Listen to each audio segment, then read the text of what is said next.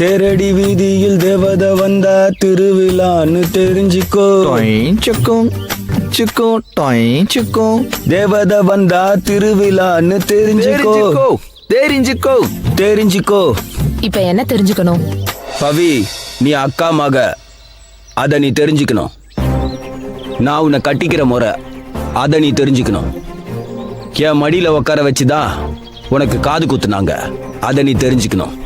முக்கியமா சின்ன வயசுல இருந்தே உன் மேல நான் 143 இருக்கேன், அத நீ தெரிஞ்சுக்கணும். ஓஹோ மாமா, 100ன்னு ஒரு நம்பர் இருக்கு, அத நீ தெரிஞ்சுக்கணும்.